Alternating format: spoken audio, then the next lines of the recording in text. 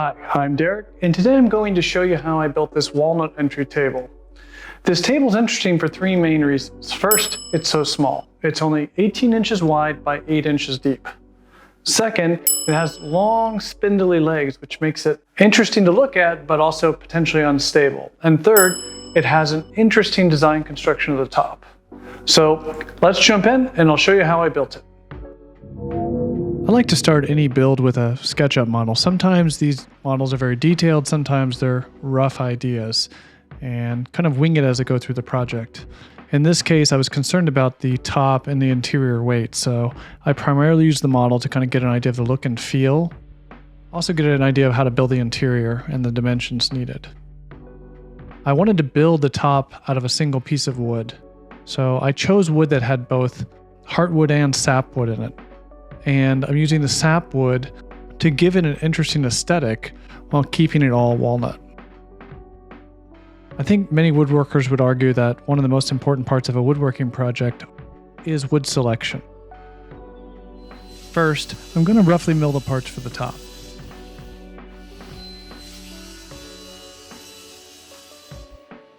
Then I'm on to the legs. Now I need to cut the legs out of a separate piece of wood. So I use 6/4 for the legs and 4/4 for the top. I need to resaw the sapwood into 2 parts to make it easier to work with. The final product is going to be very thin, and this also gives me more choices around grain selection. Then I can go back to the wood for the legs, flatten it, and rip it into 3 parts. The bandsaw has become one of my favorite tools. It's generally safe to use. You can use it for resawing, cross-cutting, ripping, and it cuts through most woods like butter. It's generally just a fun tool to use. Now that my lumber is roughly cut to size, I need to flatten all the pieces and make them square.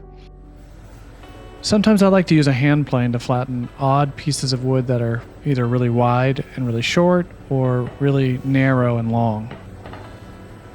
There's something very visceral about a hand plane that really connects you to the project more than any type of automation or power tool.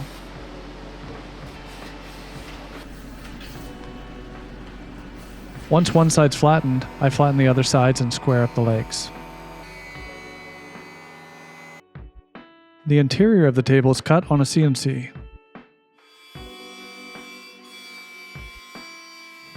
I wanted the top of the table to be solid, but I also needed to cut down the weight. So for one, I used Baltic birch for the interior.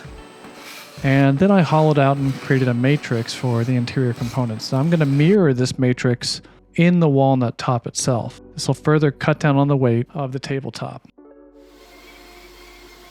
So it'll look solid, it'll be solid, it won't shift, but the weight will be greatly reduced at the top. This allows weight for something to actually sit on the table. I use dominoes just for alignment. Then it's time for the glue up, and I used quite a bit of glue here. This cavity kind of reminded me of a time capsule. I thought, wouldn't it be neat to put something in here that someday somebody might find, but I just never got to it. After the glue up, I clean out the squeeze out using a router plane and some sandpaper. I played around with some different ideas for this fluting, but I decided on a 3/4 inch ball nose bit on the CNC. It seemed to give the best overall effect. The wider flutes looked better. This is actually my test cut, but my wife decided she liked the grain, so we kept it. Now I need to rip the insert to the approximate width of the tabletop. I want to go a little proud, and then I'll fine tune it.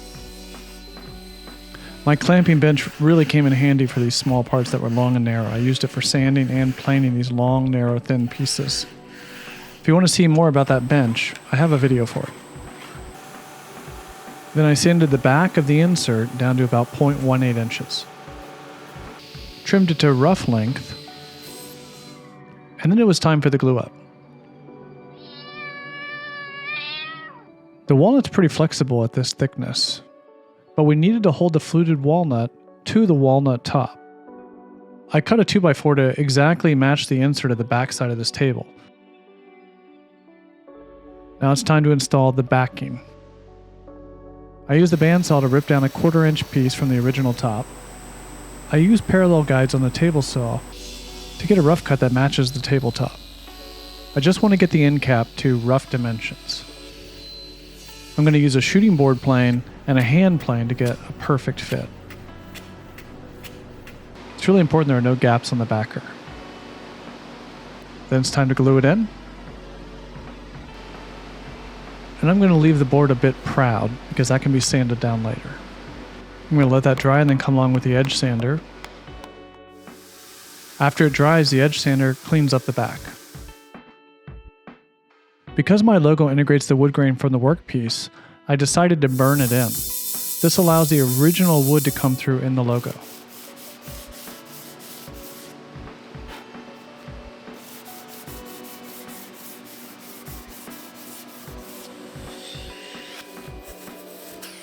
I think it looks pretty cool. Now onto the legs.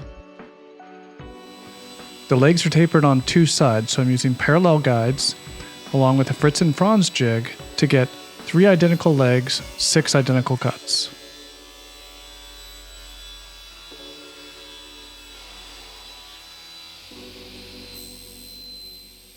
Then I cut them to length.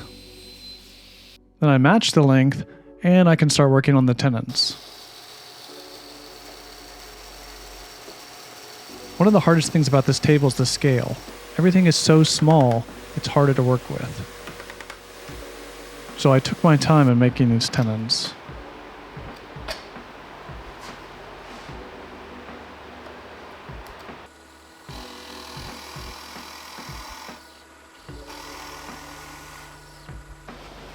I sanded through all the grits up to 320. This project had a lot of sanding in it. It was especially time-consuming sanding all the flutes. During the dry fit, I used a block plane to make sure the legs were square with the back. I used Odie's oil to finish the project. I generally like the way Odie's looks on Walnut, and it's pretty easy and quick to apply. I paid a price and time for not pre-finishing the fluting. I decided to leave the edges of the legs pretty sharp. I broke them with 220 grit sandpaper, but otherwise didn't change them. I used the offcuts from the table saw along with the leg vise to create a parallel surface to clamp the legs onto the tabletop.